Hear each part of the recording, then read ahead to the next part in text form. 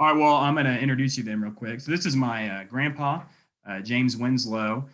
He has a whole lot of experience, mostly in the medical, almost all in the medical field, but he did a little time in the Air Force and then in the civilian world. And quite honestly, I think we're pretty lucky to be hearing from him. So Grandpa, before we start, if you could give me a quick minute overview of your career, where you started and where you are now. Went to medical school at the University of Tennessee and did a residency in orthopedic surgery at the Camel Clinic in Memphis. Was in the Air Force for 2 years during the Vietnam War doing orthopedics. Then went into practice in Tulsa, Oklahoma. Actually formed a part of the orthopedic group, which is now quite large, called Eastern Oklahoma Orthopedic Center. Wound up on a couple of bank boards. Was on a hospital board. Went to a university here in our community to help build a medical school from scratch. Or Oral Roberts. Most of my class will be familiar with that name. Okay, or you then wound up being the founding dean of it. Then I had to build a medical center and wound up being the CEO of that. Then when that was finished, spent a year putting some mission programs overseas. Then went into practice on a large multi-specialty group in the suburb of Oklahoma City called Chickasha, where I practiced for 20 years until I retired. After I retired, I went back to school and got a master's degree in medical management. It's sort of an afterthought since I've learned on the job up until then, and here I am. Can you give me just for reference, what's the range of people that you've managed, supervised, led, like in your time? I know when you were doing the City of Faith stuff and the medical school stuff, you were probably looking after a pretty big number of people. What did that look like? What's that? A couple of thousand. A couple thousand. Okay, so that's where you're going to be coming from then when you answer these questions. Well, the real truth matter is you're leading 6 or 8 or 10 for the most part. Mm-hmm. The rest are doing the leading down the tree until you get down to the guy that's mopping the floor before you operate in the morning. Right. Okay. Well, then we'll go ahead and jump right into the questions. I'm going to start with the ones I like the best, and then we'll go from there. So contingency perspective is a term that's coined in our class about how you treat someone different based on their unique personality and their environment that they're in. So can you think of a time that you've had to change your style essentially to fit the person and the environment? I've had to change my style more than once. Mm-hmm. It's one thing to supervise people in a medical practice. Something else to be on the bank board and have to, in essence, have to supervise the president of the bank, who not necessarily want to be supervised. And then when you get into a large organization like the City of Faith, it's mainly being able to manage or lead is a better word, a half a dozen or so people. Mm-hmm. Okay. So speaking of leading, how do you motivate an underperforming employee? Where do you start? We start trying to find out something that would motivate them and building on that. Mm-hmm. It's not always easy to identify what motivates them, but if you spend a little time digging, you usually can uncover it. If you can find the secret to motivating them, then the rest of it becomes relatively mechanical. You just enhance the thing that they're attracted to, and in the process try to improve their leadership skills. Right. So if it's money, for example, or autonomy, for example, or whatever it is they're looking for, you find a way to make that possible for them. Right. And so let's say you had a hypothetical person. What's the first thing would you do? Would you call them into your office? I would try to meet him on his turf if I could. You go to him, okay. I go to his office. Why is that? And because it's less threatening to him. And the situation isn't threatening me, but it probably is threatening him or her. Right. And then I would tell him what my concerns are, as gently as possible, but getting right to the point. And then asking his advice as to what he thinks he and I together can do to improve his performance for his sake as well as the company. So collaborative. Usually they know the answer. Right. So they know themselves better than you do. So you would collaborate with them and figure out a way. Right. And you'd have so you feel like then you owe them a conversation before you do anything else like paperwork or something. If they're not. That's the first logical step from my perspective. Right. Okay. Oh, that's good. So what do you think the most important attribute of a leader is and why? Of a leader? Right. Yeah. So to yourself, what's the most important thing? Integrity. You have to do what you say you're going to do, and you have to lead your company or your group or whatever it is in the direction that you have said you were going to lead it. Right. Because if you do what you say you're going to do, there's a pretty good likelihood they will do what they're supposed to do.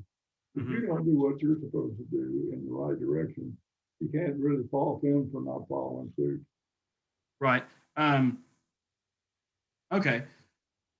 So with that in mind, what would you tell a new young manager or leader? And on top of that, speaking of young managers, are you optimistic about where we're at as the newest generation of managers and leaders? Yes or no? And then how would you point us in the direction you think we need to move in? Well, you and I are two generations apart. Your generation was far better trained to do mechanically what you know how to do than my generation was. But my generation is the only advantage we have is we have been through the process enough time to recognize when somebody has the technical skills but needs to have better personal skills, better leadership skills. And that's what you have to try to take to them in some form that they would accept and make every effort to improve their leadership skills. Many people who don't have very good leadership skills do not recognize that they don't have good leadership skills. And just having them recognize it may be all that's necessary. I well remember a hospital administrator that was having trouble managing the hospital, and he reported to me. And I couldn't quite seem to motivate him, so I announced to him one day that we were going to make hospital rounds at 7 a.m. every day and go by every nursing station and say hello to the nurses. The important thing he learned that he couldn't manage from his office. He had to get out in the place with the people if he was going to lead them. Right. You might be able to manage from your office, but you can't lead from the inside walls of it. So you think getting out and walking around on the hospital floor or the factory floor or if the Air Force, the flight line, that gives you a degree of credibility that you wouldn't necessarily have otherwise? No, you might not. I didn't come from a background of leading a big medical center. I had to learn as I went. Right. But I learned myself what my own shortcomings in leadership were and worked at trying to improve them. Okay. Well, then speaking of that, where do you, with a little self-reflection, where'd you start as a leader and how has your style changed to where it is now? Well, you said you saw your shortcomings. So what were those? And then how did you get to? Well, I didn't understand myself leadership by walking around. In fact, every morning when I was in practice, I walked around and saw every nurse who was taking care of every patient, but I didn't recognize that same principle had to be transferred into leading in a business sense. It wasn't any different. It's just I had to learn how to do it differently. Right. Right. Okay. And then what do you look for when you hire someone? Integrity. Same thing. Okay. I look in the mirror at myself in the morning. Okay. So what we've talked about some is in class are soft skills versus hard skills. So hard skills are the technical skills you mentioned, and then soft skills would be integrity, personality, like if you're a go-getter or not. Um, so what do you think's more important between hard and soft skills? Soft skills. Soft skills? Yeah, they're harder to teach to someone in the first place. And in the second place, they won't necessarily recognize the necessity of developing some soft skills. Right. And yet, and I spent much more of my time working on people under the soft skills than I did worrying about their technical skills. I knew they knew how to do the job. Right. The question is, I would get everybody else to help them.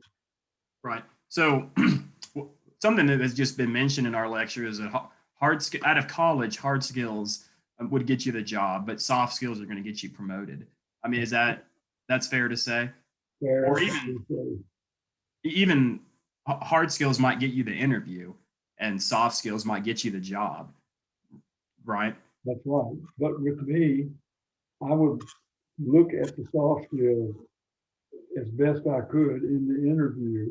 And you can pick up just from a good resume, you can pick up whether somebody probably has some decent soft skills. They may not be obvious, but if you look for them, usually can find them. Right. And of the soft skills, integrity is what you're going to lean on the most. Yeah. Okay.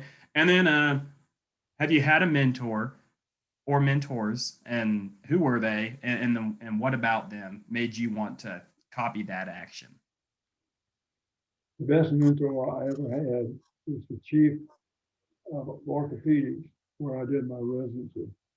The guy was as honest as the day is long. He was very careful with his language in all respects. He always told you when you had done a good job, and he was reasonably gentle, telling you when you had not. Right. And so I said to myself, that's the way I'd like to be. And I tried to model myself after him. Second leader I had was a very well-known person who led literally by the seat of his pants. But he knew how to get from point A to point B, leaving the fewest number of problems behind him. And I watched him do that. I watched him when I just knew he was going in the wrong direction, only to find out we got to the right point and there were no bodies lying around. Was that Oral Roberts? Yep. So how do you? So I think one thing you mentioned about him is he could just get people's buy-in. You know, if that was fundraising or if it was a crazy idea, what about him made people want to follow him? Yeah, I think he produced. He wound up doing what he said he was going to do. And everybody's got some limitations, but for the most part, his integrity carried him because people knew that if he said he was going to do something, even though it might be a little bigger or wilder than they could have imagined, he probably pulled it off, and he did. And he wanted to be part of that. Yeah. Yeah. Okay. Well, hey, you know, that puts us right at 13 and a half minutes. Again, we very much so appreciate your time. I think the class is very lucky to hear from you, and they're going to take a lot of what you had to say and do good things with it.